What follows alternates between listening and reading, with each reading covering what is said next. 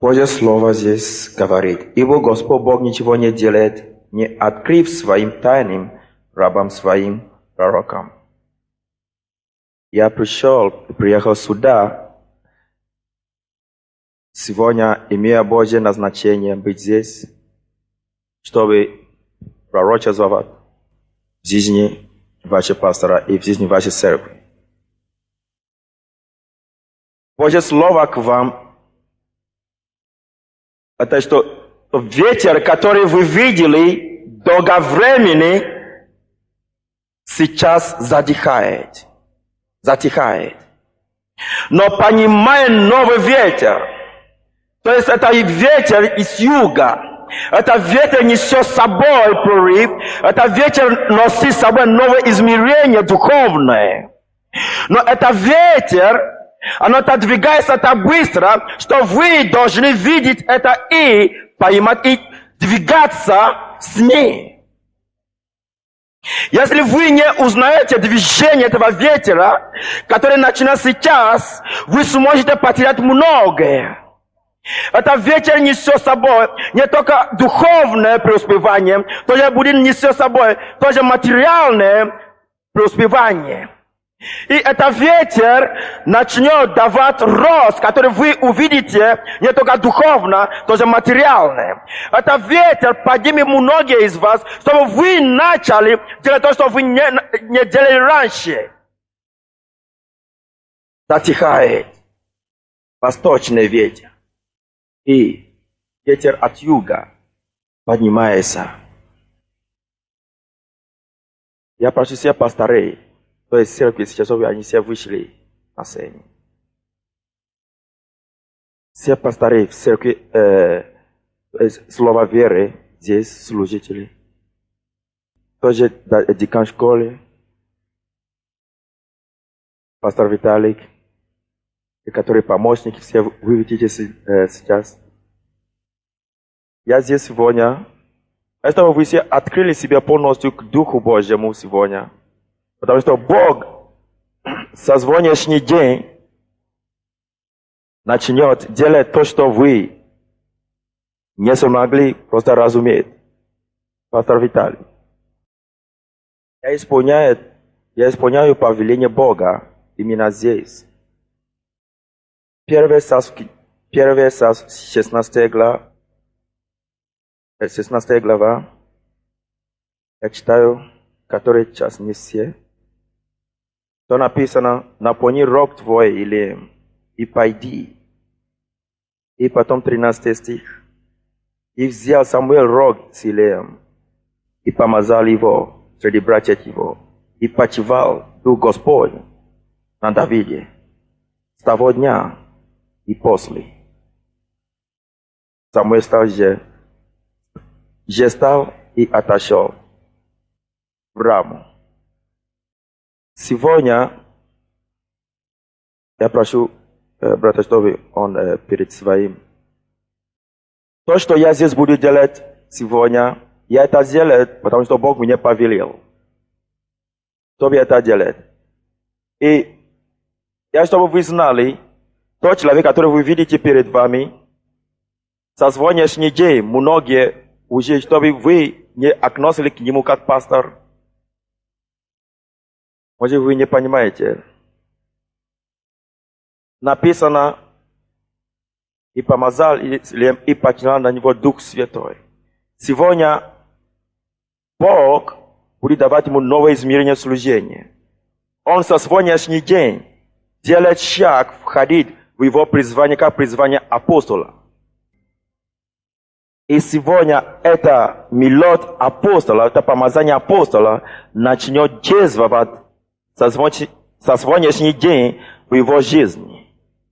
И я вам скажу, что Бог, чтобы доказать всем и тело Иисуса Христа здесь, на Украине, Бог начнет делать невероятные чудеса и знамения.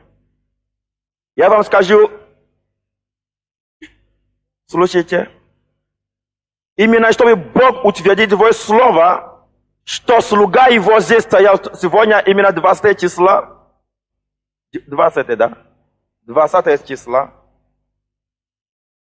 что мертвых, это было чудеса, которые Бог будет делать через руки его, что мертвые воскреснут из мертвых. Бог воскрес мертвых для того, чтобы утвердить его помазание апостола на его жизни. Я вам говорю, что со сегодняшний день не упрекайте тому человеку. Вы не понимаете.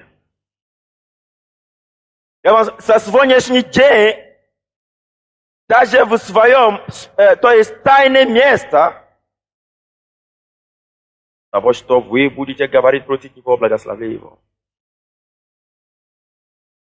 Почему написано, не прикосни помазанника моим. Если вы делаете это, вы будете пережить суд Божий.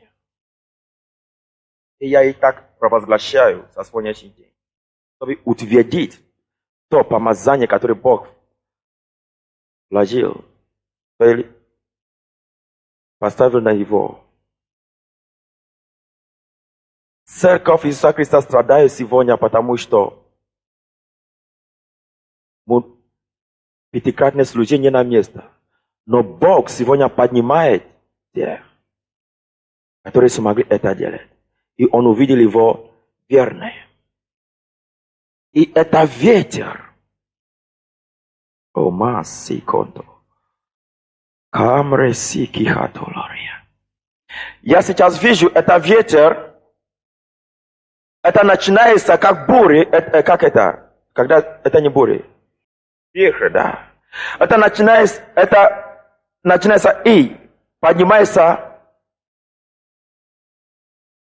И поднимается постепенно.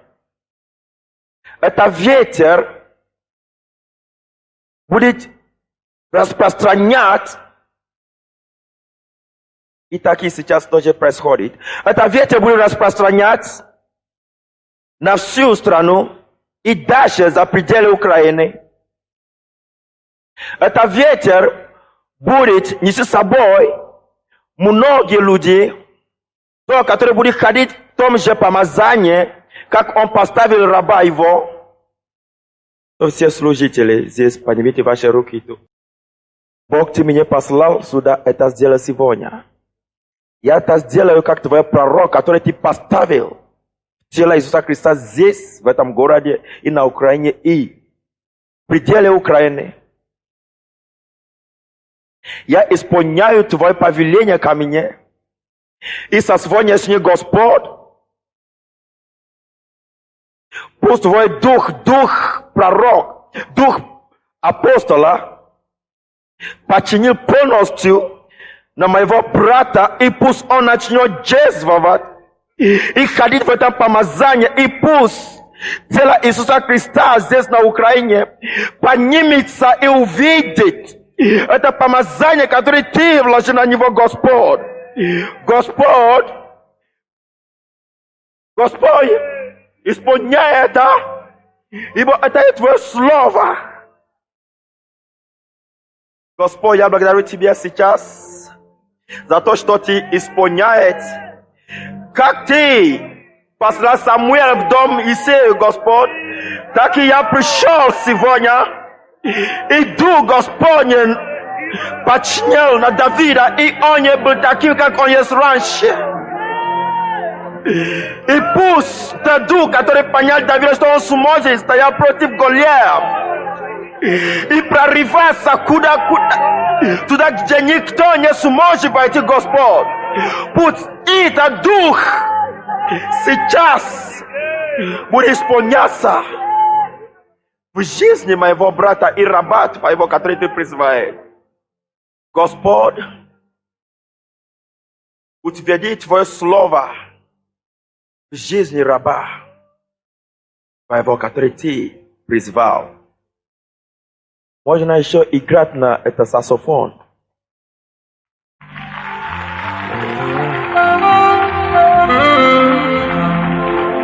Аминь.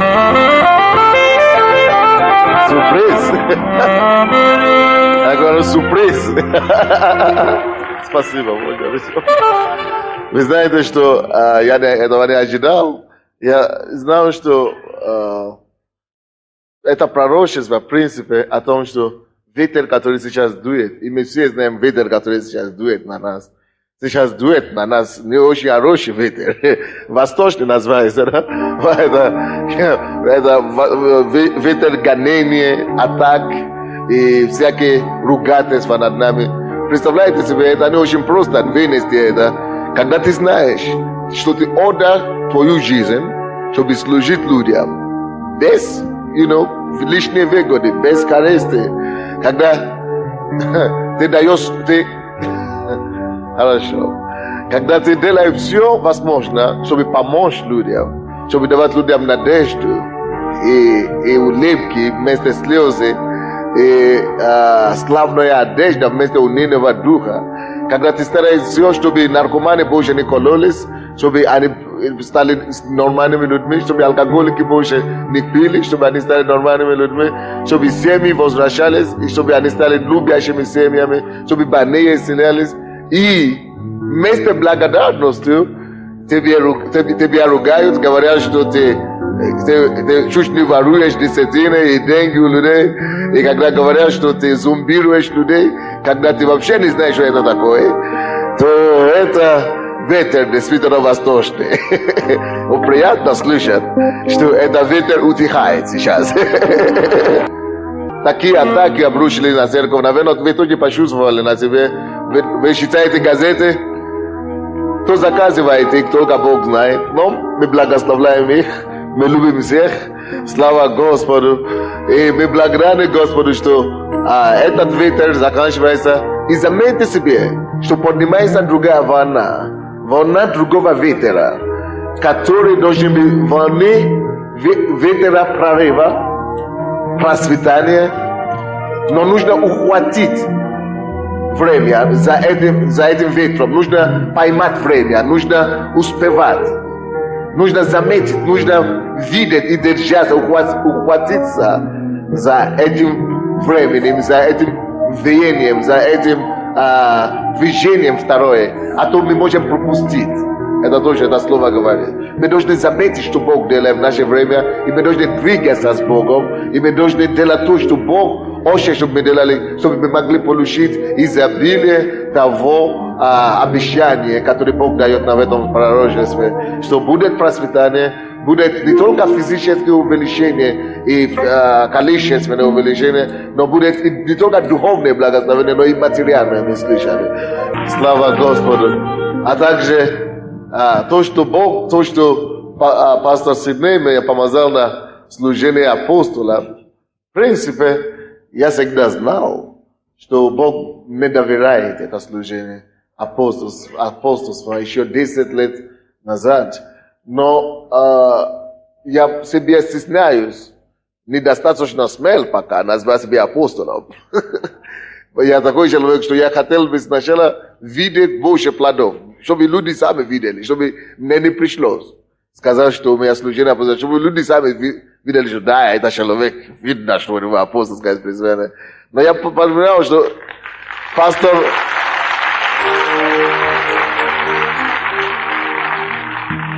со мной разговаривал один раз и говорил, что тебе надо прорваться через стеснение и через скромность и действительно провозглашать и войти в Божье призвание для тебя.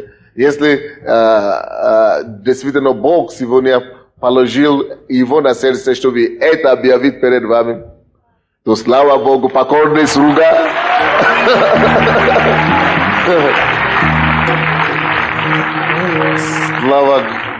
Слава Господу. Может быть, пастор еще что-то сказать прежде чем? Слава Богу. Я благодарю Господа за моего брата.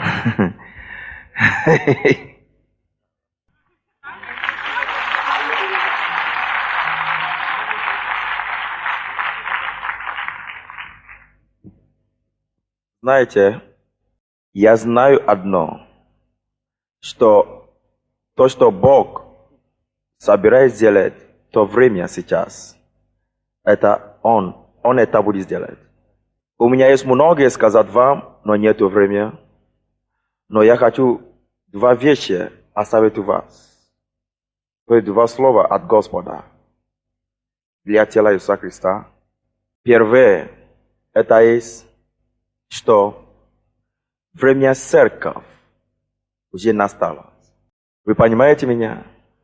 Время тела Иисусова настало для того, чтобы мы взяли эту землю для Иисуса.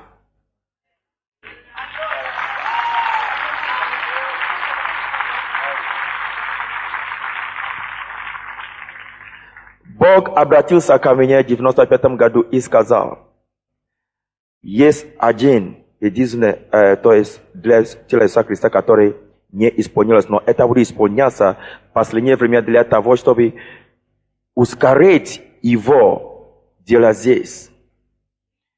И то, что написано, что богатство грешники сберегается для праведного. Бог проговорил меня, что это время пришло. Бог проговорил, что это время для того, чтобы Он благословит тело Иисуса Христа, то есть материальным благословением, финансы имею в виду. Знаете, я был в видении, я видел серебро и золото, как горе стоит, верующих. Это было предназначено для верующих. И они страдают, чтобы это взять, но они не смогли. И Бог мне проговорил. Скажи им, они должны идти вперед. Через слово, которое я вложил в уст твой, проповедую это слово, чтобы они взяли. Поэтому, чтобы вы все воскресили и взяли то, что Он имеет для нас. Если кто-то вам обманул, что без финансов Евангелие будет продолжать, я вам сказал, это невозможно.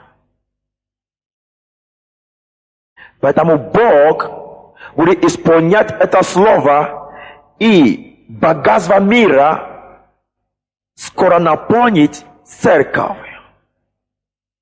Богатство мира скоро наполнит церковь. И это Бог посылает это для того, чтобы это служило Его в последнее время. Потому что Он сказал, что это Евангелие должно быть проповедано до конца земли. То есть все должны слушать. И знаете, время церковь настало. И это пророчество. Многие подтверждают, получили это слово. Время пришло. Время пришло. Именно, я не имею в виду другие страны, но именно для Украины. Это особое слово для Украины. Для тела Иисуса здесь на Украине. Прими это, и написано, верите Господу, верите пророкам Его, и будет вам успех. Я исполню свое повеление Господа, и пусть Господь благословит вас. Аллилуйя. Это пастор Виталий Васнук. Это пастор церкви Иммануил, вы знаете все. Слава Господу. Аплодисменты Иисусу за него. Мы рады вас видеть. И, может быть, excuse. Между прочим, я сейчас в его церкви. Он мой пастор. Аллилуйя. Знаете, я хочу сказать то, что Бог исполняет свое обетование над церковью. И сегодня я радуюсь, что я могу быть свидетелем этого чудесного момента, когда тело Иисуса восстанавливается в служениях. Когда тело Иисуса наполняется теми, кто должен нести служение, пятикратное служение. Мы долго молились, я знаю, вы долго молились о том, чтобы видеть своими глазами это служение. Я скажу, Бог не может начать пробуждение в этой стране до тех пор, пока не будет восстановлено Его тело. Когда Его тело восстанавливается, Бог может тогда поднимать этот южный вечер для того, чтобы наполнить Его дом спасенными душами. Знаете, когда церковь восстанавливается, Богу легко тогда наполнять ее и дополнять ее. Когда в теле есть все органы, то тогда они могут расти. И я скажу вам один простой физический закон, который есть. Тогда, когда ребенок здоровый, ему естественный рост и развитие. Аминь. Когда церковь здорова, когда тело Иисуса Христа здорово, ему естественный рост и развитие. Скажу для вас сегодня еще одно слово, чтобы вы знали и чтобы вы продолжили молиться в том же направлении. Вы знаете, что пробуждение не придет через харизматическое объединение церквей? Вы знаете, что пробуждение не придет через баптистов, через пятидесятников?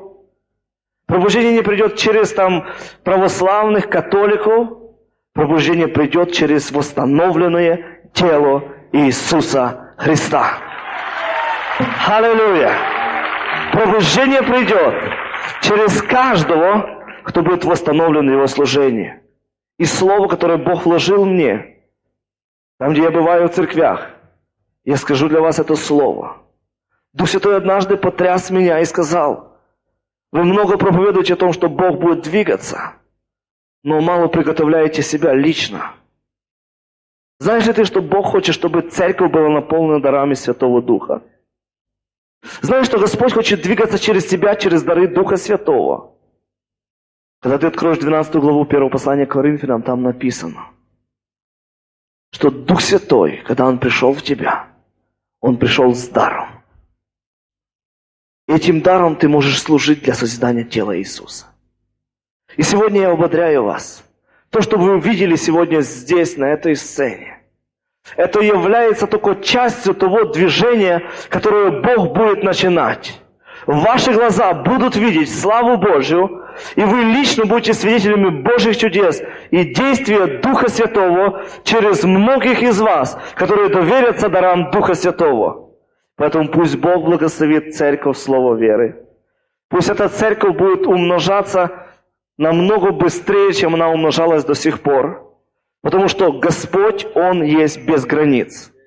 И мы благословляем от нашей церкви эту церковь, потому что мы являемся частью друг друга. Мы благословляем пастыря, теперь уже апостола, которого Бог поставил в служение, потому что Он дополнит наше служение, и потому что мы будем брать от Него часть, которая Ему, Богом, поручена для нас, и мы будем давать для вас ту часть, которую Бог поручил нам в служении. И поэтому сегодня мы стоим в одном служении заветных отношений друг с другом и с Господом. Аминь. И поэтому пусть Господь распространит это помазание славы Божией через восстановленное тело Иисуса. Будьте благословенны. Аллилуйя.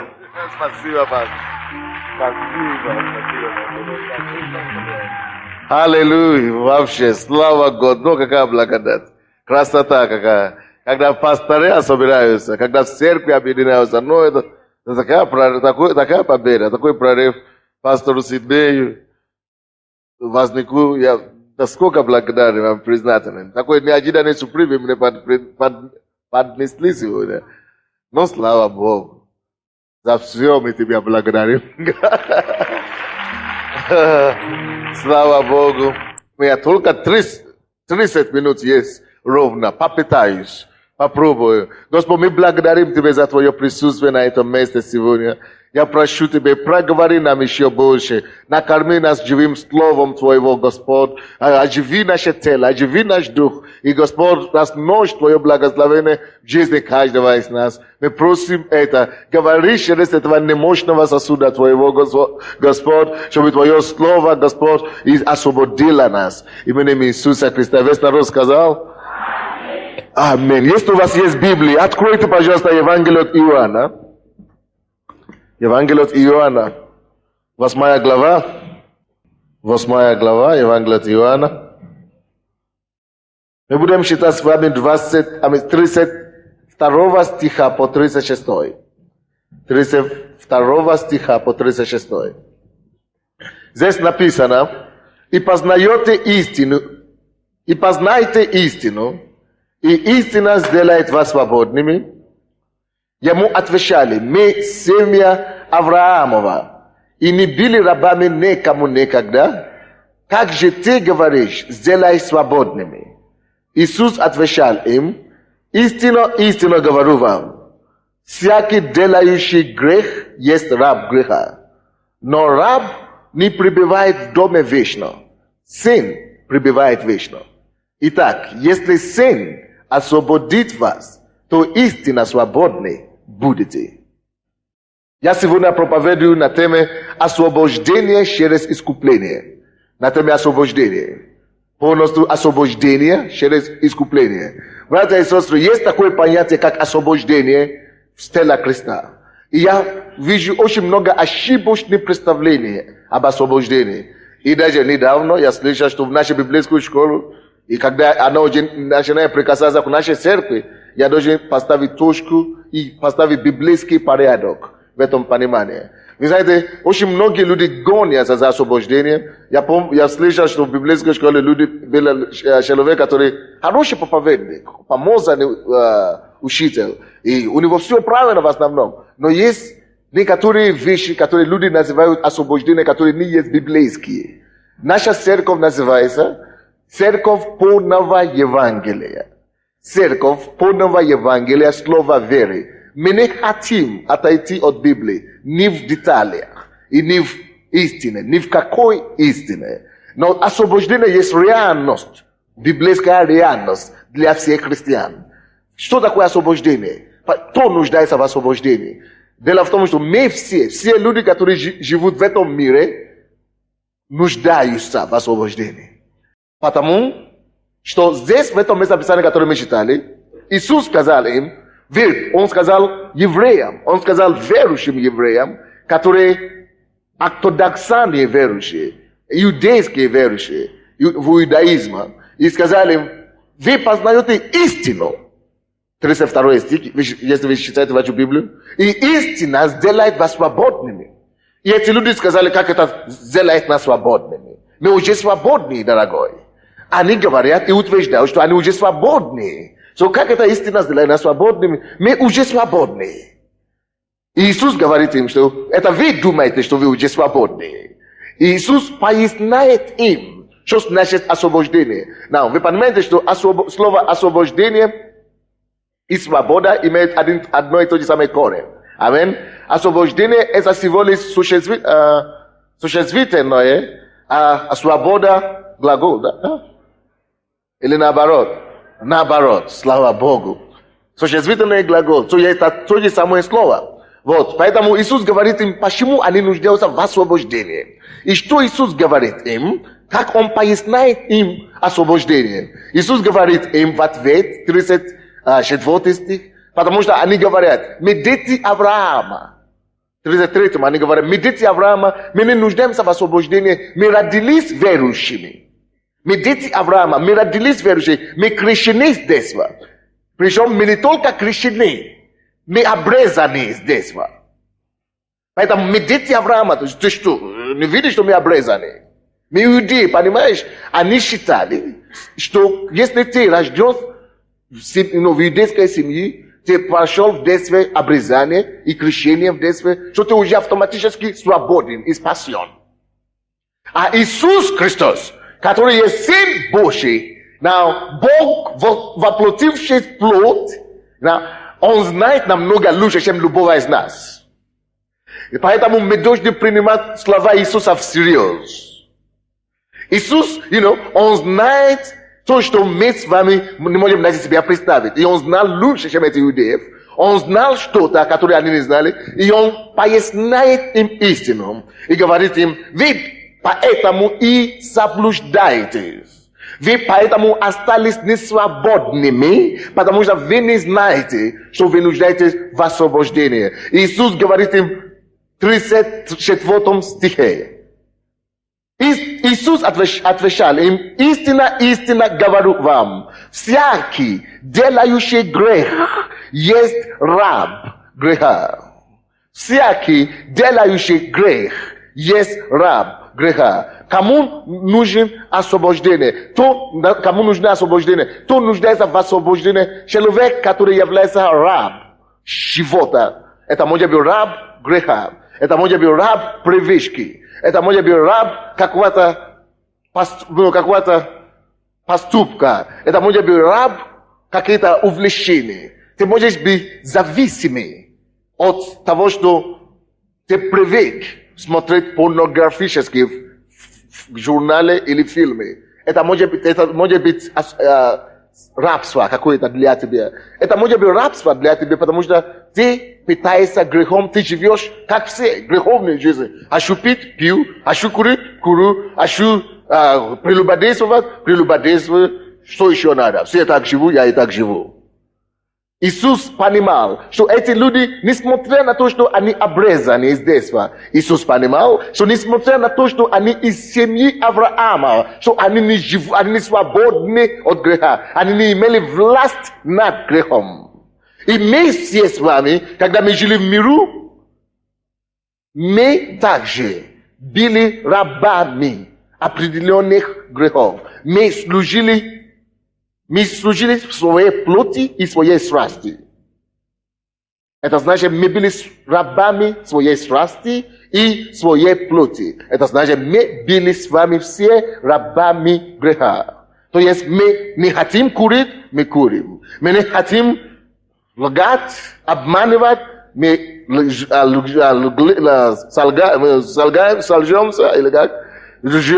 и обманываем. Мы не хотим грешить, мы волна-невольно мы грешим. Почему? Не потому что мы такие плохие, потому что кто-то держит нас в рабстве, потому что кто-то тянет нас к греху. Иисус говорит, всякий такой человек нуждается в освобождении. В чем Иисус видит освобождение? Кто может дать освобождение человеку? Иисус очень ясно тут и говорит им. Иисус говорит им, вы познаете, 32 стих, вы познаете истину, и истина сделает вас свободными. Вы познаете истину, кто знает, кто такое истина? Иисус. Откуда мы это знаем? Потому что Евангелие от Иоанна 14 глава 6 стих. Иисус говорит, я, Иисус говорит, я есть истина, путь и жизнь. Он есть истина, он есть путь, он есть жизнь. Ты не можешь жить, пока ты не живешь с Иисусом. Ты всего лишь существуешь. Ты не можешь найти путь до Бога, к Богу, пока ты не нашел Иисуса. Ты можешь только блуждаться. Ты не можешь знать истину, пока ты не познал Иисуса. Он есть истина. И поэтому освобождение, Библия говорит, что вы познаете истину. И истина сделает вас свободными. Это значит, освобождение заключается в ком? В Иисусе. Освобождение есть Иисус. Иисус есть освобождение.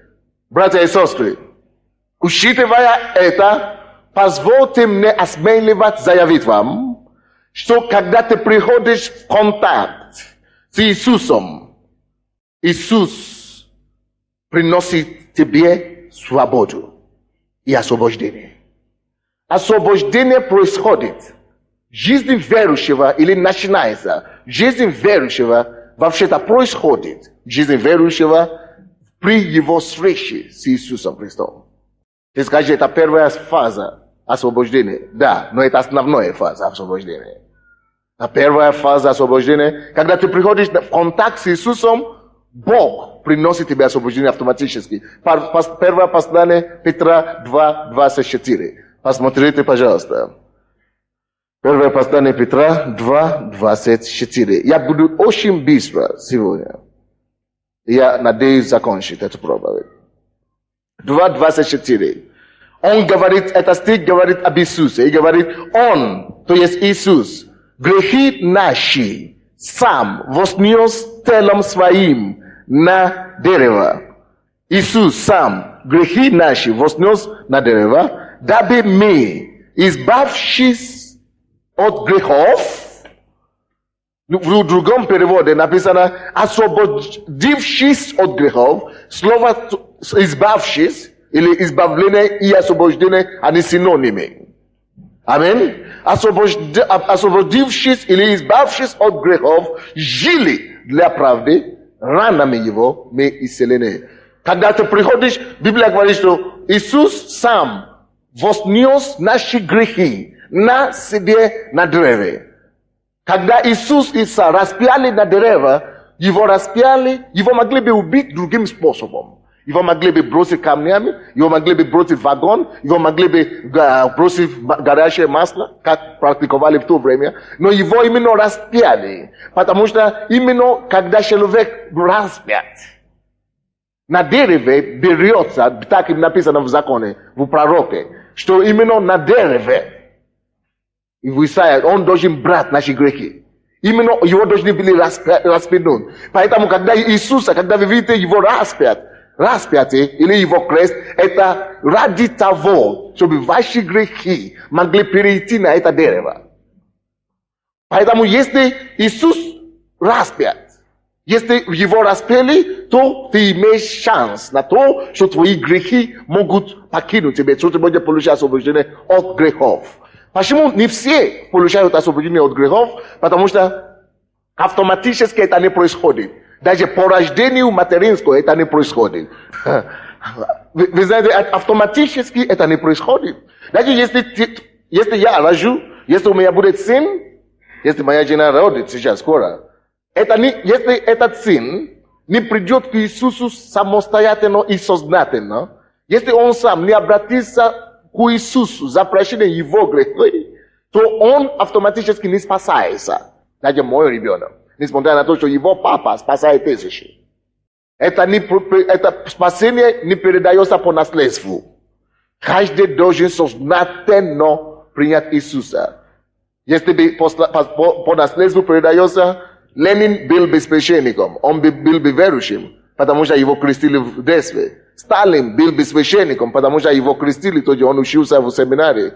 Не передается спасение по наследству. Каждый должен обратиться к Господу, чтобы быть освобожден. Now, в этом месте Писания 1 Петра 2:24 написано, что грехи наши он вознес. Никто не спорит об этом, правда? И следующая фраза говорит, освободившись или избавившись от грехов. Слово освобождение приходит и происходит в момент твоего покаяния, твоей встречи с Иисусом. Когда ты приходишь к Иисусу, у тебя может быть освобождение, вернее, зависимость. Мы говорим, кто нуждается в освобождении нуждается раб. Раб, который зависим, либо от греха, привычки, или от проклятий, или от неудач, или от чего бы ни уважно, от чего бы не было, для Иисуса не имеет значения, от чего ты зависишь. И для Иисуса не имеет значения, в каком рабстве ты находишься. Проклятие, может быть семейное или родовое, не имеет значения. Для него он сделал одну совершенную работу, законченную работу. Он однажды умер за всех и навсегда для всех. Он однажды вознесся на дереве, чтобы мы, чтобы наши грехи были, чтобы мы освободились от греха, и чтобы мы освободились не только от греха, но от всяких других рабств. Вы понимаете меня? Now, почему тогда мы, даже в этой церкви, молимся за освобождение? Почему мы все молимся за освобождение? По той же самой причине, почему мы молимся за исцеление. Дело в том, что многие люди приходят в церковь, Иисус потенциально уже освободил их. Они чувствуют какие-то изменения, но либо они не знают, либо они не могут еще притянуть свою веру к Иисусу, чтобы получить не только освобождение от алкоголя, допустим, но и от курения тоже. Не только освобождение от болезни, но и избавление от проклятий тоже. Ты можешь это получить раз и навсегда при покаянии. Ты можешь все это получить сразу, потому что слово спасение включает в себя все это. Слово спасение включает в себя 5 значений.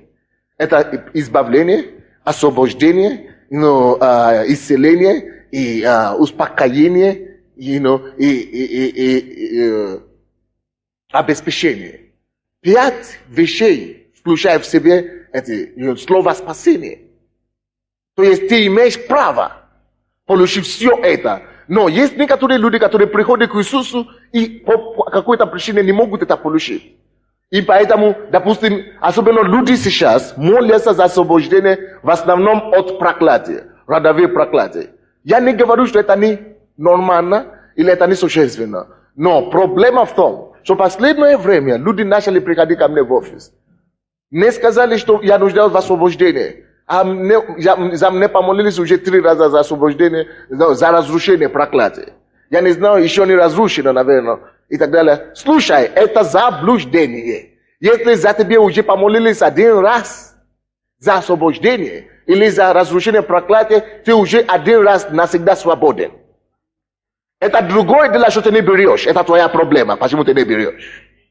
Я не хочу, чтобы... Потому что я вижу тоже такие вещи в нашей церкви. Когда любой проповедник приходит, когда я хочу молиться за людей, я, допустим, приглашаю лидеров. Допустим, прошлый четверг пастор Сидней приглашал лидеров, даже новообращенные приходят на сцену. Все приходят на сцену. Он не лидер, просто потому что люди падают. Он тоже хочет упасть. Ты упадешь и разбьешь себе голову, ты ничего не получишь все равно. Потому что оно не для тебя. Как очень многие люди следуют, я хочу исправить это дело. Очень многие люди, слишком много людей следуют за знамениями. И следуют и гонят за проявления какие-то. Люди падают в церкви, я иду в церковь. Пастор молится, чтобы люди упали. Вот почему я перестал молиться, чтобы люди упали. Потому что люди не ищут Бога, они ищут проявления. Это не библейский, мы должны искать только Иисуса. Мы не ищем исцеление, мы ищем только исцеляющего. Мы не ищем проявление Его, мы ищем Его проявляющего. Вы слушаете меня? Мы ищем Иисуса. Почему я это говорю? Одна даже женщина пришла, она даже была лидером церкви.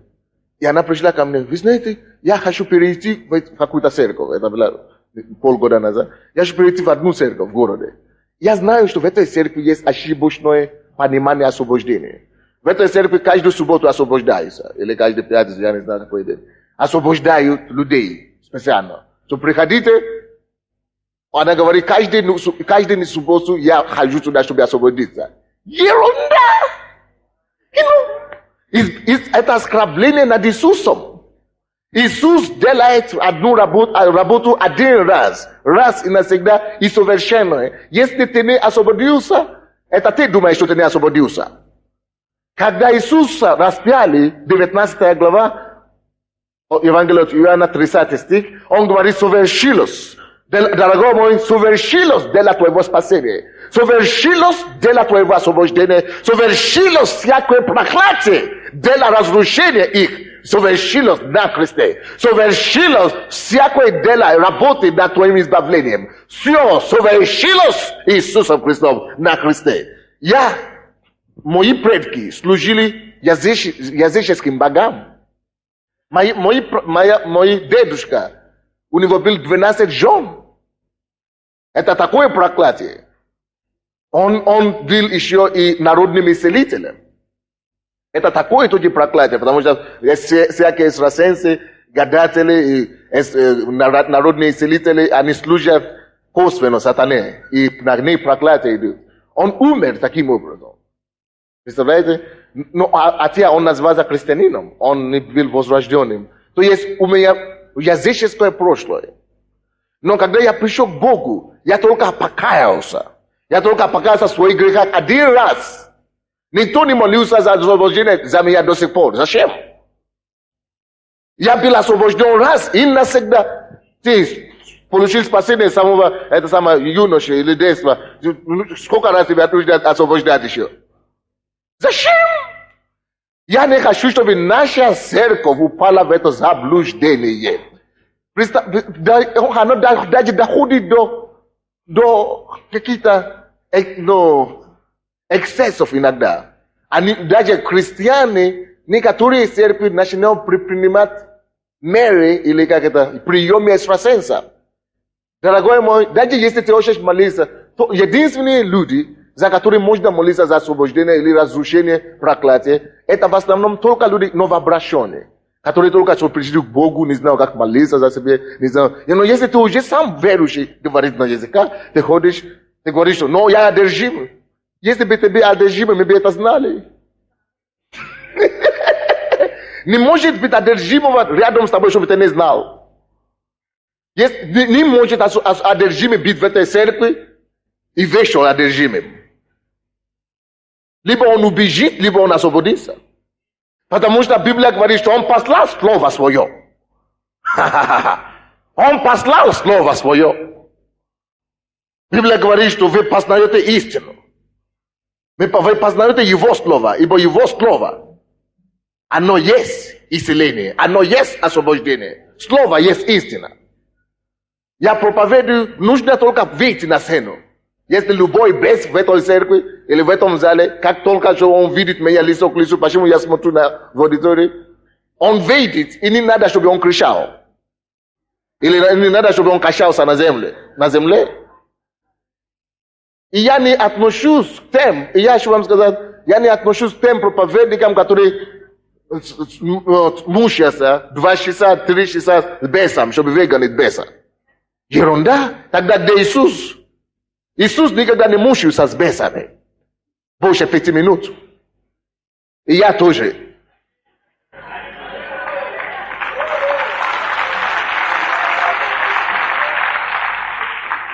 Однажды были толпа людей на стадионе, антеры приехали.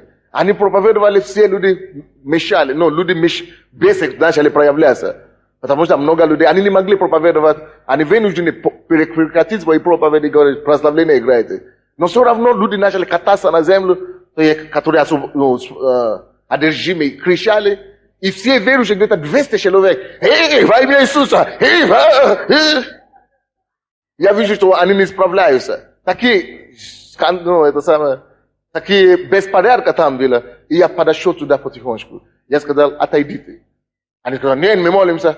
А потом они узнали меня. Я еще тогда не был пастор.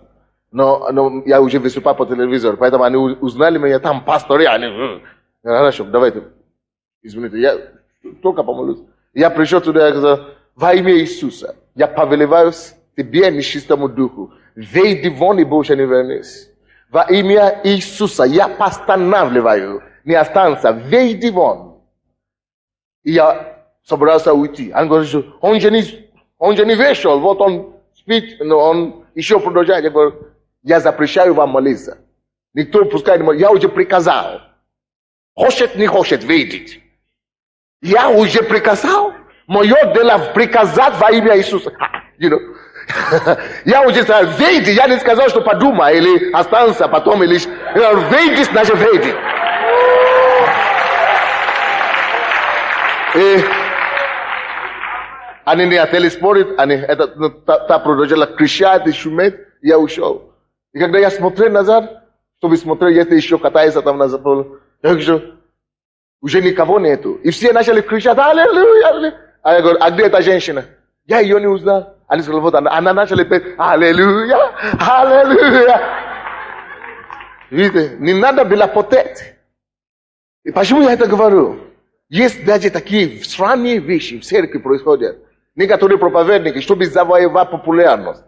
Я знаю, что некоторые наши были в какой-то, по-моему, в Польше ездили на какой-то конференции. И там хороший проповедник. Хороший проповедник, Зачем он ударился в это? Никто не знает. Но, короче, они уже свекаются по одному. Они уже отрекаются. Они тоже понимают. Начинают использовать приемы экстрасенсов в собрании. Знаешь, что они иногда что делают? И я проповедую это, чтобы вы знали, и если вы попадете в подобное собрание, чтобы вы убегали оттуда. Потому что это не то, что вам надо. И была у нас даже 3 года назад в начале церкви такая женщина, она моя землячка, между прочим. И пришла, и люди говорят, давайте поднимите ваши руки, когда люди молятся. Это называется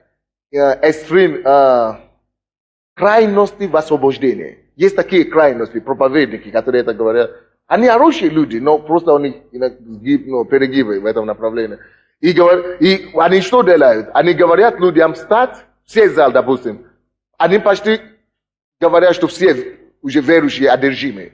И все имеют какие-то бесы. Если ты пьешь, ты не свободен, ты одержимый. Если у тебя есть проблема с мастурбацией, ты одержимый. Если ты блудничаешь, ты одержимый. Всякий грех одержимый. Я говорю, дорогой мой, читай Библию. Галатам 5 глава 19 стих. Там не написано, что блуд и пиво и так далее есть.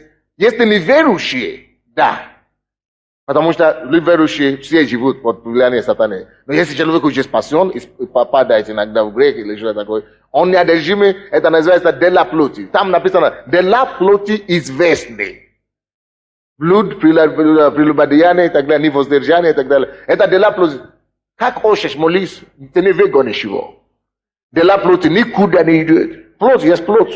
Только пока ты не обрежешь это плоть, умереть, все. Только единственное решение для плоти, все.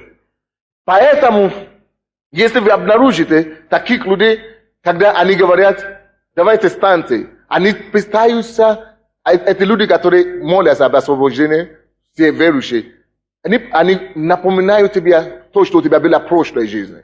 Ты помнишь, у вас бывало такое, помните, у вас бывает такое, да, было, да, у меня это было. Они начинают напоминать тебе, помните, ты разводился, у тебя неудачная жизнь, дважды разведен, это бес, это одержим, это проклятие, тебе надо освободиться. Какое проклятие-то? Значит, все мы под проклятие. Хорошо, может быть, проклятие было в миру, но я уже свободен, я еще ни разу не развелся после того, как я покаялся, я еще не женился. Причем тут освободиться-то? То есть эти люди играют на твое прошлое. А Исайя 43, 18-19 говорит, что древное о древном не помышляйте. Древное не размышляйте, не вспоминайте старое. Что вот я делаю все новое. Бог хочет делать новое в твоей жизни. Не вспоминай твое старое. Благодари Бога за то, что Он тебя спас. Иди дальше, живи дальше. Старое прошло, все стало новое. Братья и сестры, и что они делают? Они говорят, станьте в ногу, и люди встают в зале. Большой зал так. И говорят, поднимите свои руки. Люди поднимают свои руки. Говорят, открой свой рот. Люди открывают свой рот. Зачем тебе помочь Богу-то? Открой свой рот, люди открывают свой рот. И они начинают говорить, вдохните и выдыхайте. Вдохните и выдыхайте. И в это время он говорит, во имя Иисуса, без веди, то веди. И вы знаете, что начинает? Да. Я хочу вам предупредить, это не смешно. И люди действительно идут, которые не обучены. Но наша церковь называется слово веры. Мы должны быть сильны в слове. Иисус никогда не делал такое, что подними свои руки и открой свой рот. Представляете, что Иисус начинает такое вытворять? Ну, ерунда какой-то. Как христиане могут выдумать такое? Не поймешь. Ну, ничего. Короче, опасность какая там? Всякий раз, когда ты поднимаешь свои руки и открываешь свой рот, в таком общем месте, так, слушайте, это опасно. Это то, что экстрасенсы используют. Ты открываешь свой рот, это значит, ты сдаешь свою защиту в духовном мире. Ты сдаешь свою позицию. Ты беззащитный. Нет, это не смешно, серьезно. Ты без защиты. И когда много людей так, 1000 человек, и вы открываете рот, и начинаете дышать, и вдыхать, и выдыхать, кто-то выдыхает бесы, кто-то действительно в таком зале, может быть, действительно и одержимый, или у кого-то есть какая-то страсть, или плоть, или плоские проявления. Когда человек начинает выдыхать, те, которые нормальные, вдыхаешь. Нет? Слава Богу, что вы еще не видели такие вещи. И вы представляете себе, что начинает твориться. И люди, эти бесы начинают крутить. И же нормальные люди становятся скрученные. И они падают, и крутятся, и ноги крутятся, и руки крутятся, и так далее. И все... Потому что, и благодаря тому, что они открыли свою защиту, свой духовный человек, и они приняли чужие духи в себе. И поэтому дьявол начинает издеваться над ними. Я знаю одну церковь такую в Киеве, которая была такой проповедник приезжал. После таких служений ему приходится использовать 3 месяца, чтобы привести людей в норму. Люди падают в депрессию. Серьезно. Люди падают в депрессию. Люди уходят из церкви. Люди разочаруются, потому что то, чего не было, они сейчас нахватили. Поэтому не гонитесь за освобождение. Не гонитесь за разрушение проклятия. Ты не проклят, работай. У тебя получится. Ты не проклят, работай над плотью. Духовная брань только имеет 3 направления духовной брани. Духовная брань не только против сатаны. Да, против сатаны, но это не самое главное духовная брань. Сатана уже побежден. Колоссянам 2:15 говорит, что Бог отнял силы у начальства и властей и подверг ему позору. Его позору. Дьявол уже побежден, он не противник для нас. Бог говорит, что покоритесь Богу и противостаньте дьяволу, и он убежит от вас.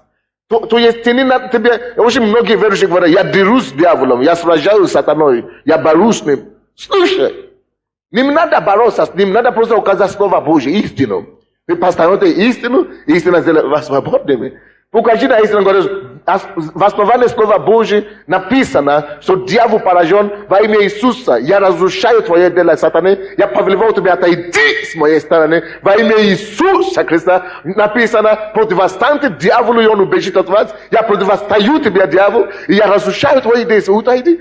Ты можешь, конечно, начинать говорить, я разрушаю. Ты только тратишь свою энергию, потому что Иисус все равно уже это сделал. Это с одной стороны. С другой стороны, в отношении проклятия, посмотри Галатам 3:13. Галатам 3:13. Быстренько, я заканчиваю.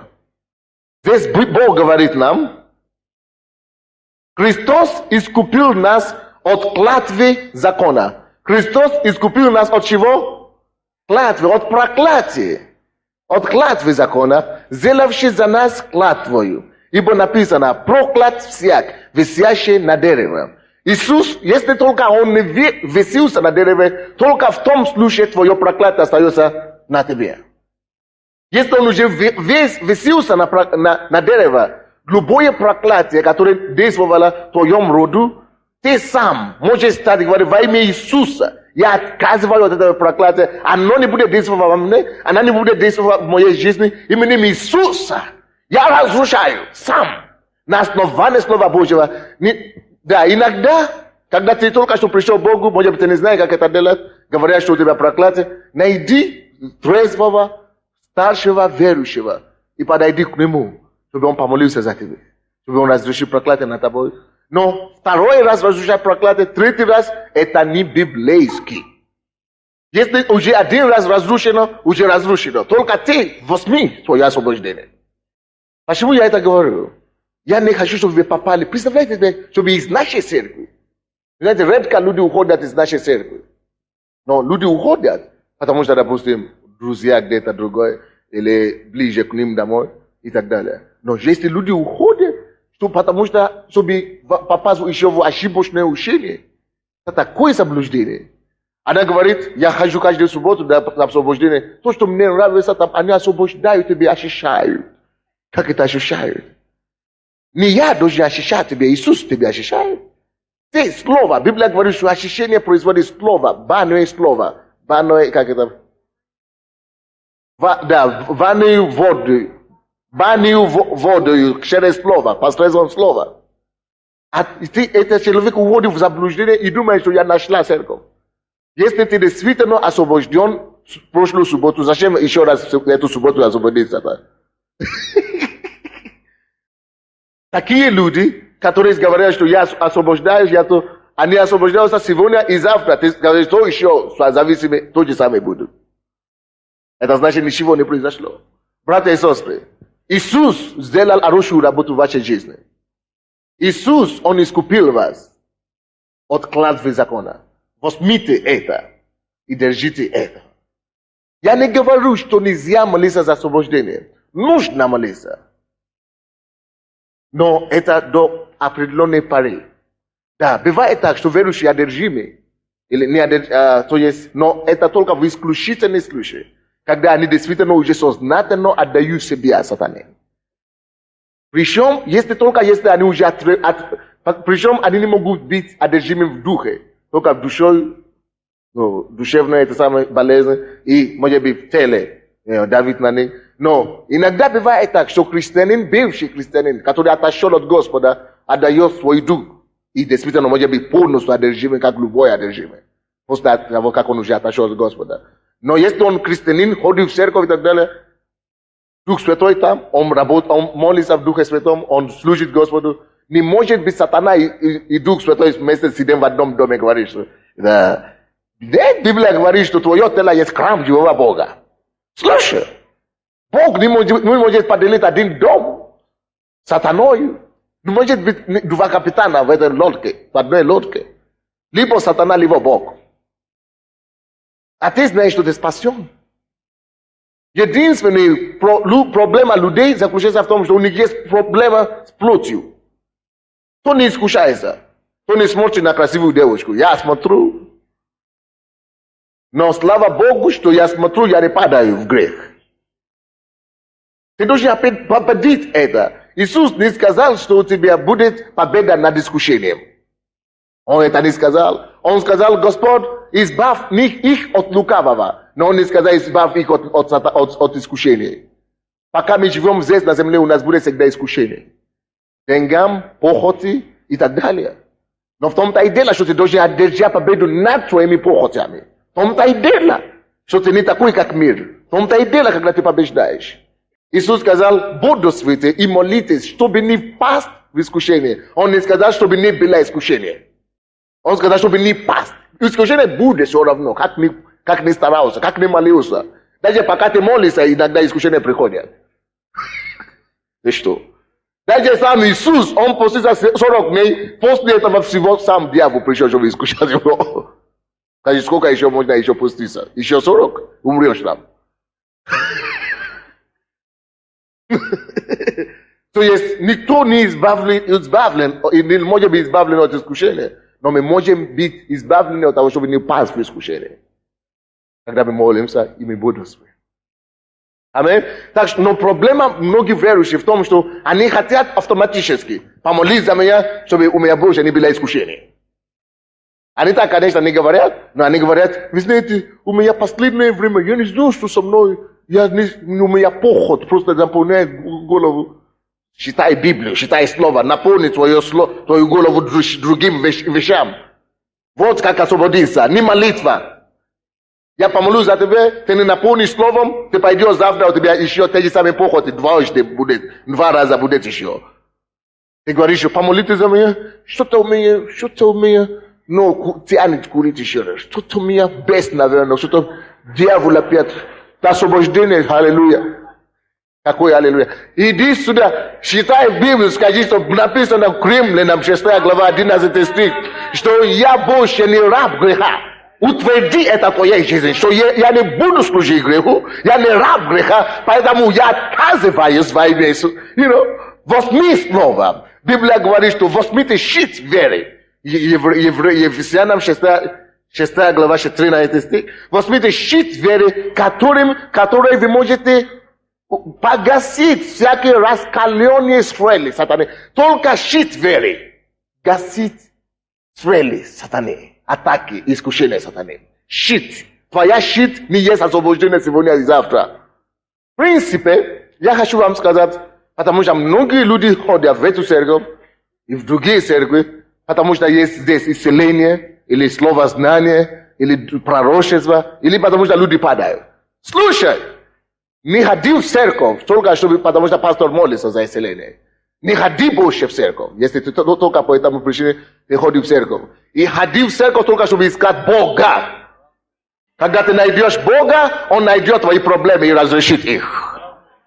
Не ходи в церковь, если ты будешь ходить в церковь, только чтобы Бог, чтобы упал на пол, ты будешь упадать, пока у тебя леса не станет. И исцеление не придет все равно. Если бы я был Богом, я бы не дал. Но слава Богу, что иногда Он все равно дает. Поэтому Он добрый и любовь. Слава Богу, что я не Бог. Не следуйте, короче, за знамениями. Тут было время, когда пастор Генри делал собрание освобождения, конечно, нет. Ну, как это? Пробуждение называется. И люди падают там, катаются. Люди ходили 3 месяца, катались на поле и так далее. А потом, чего?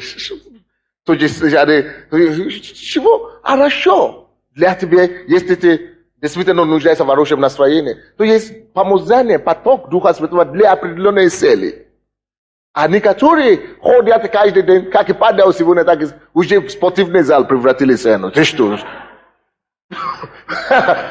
Дождь.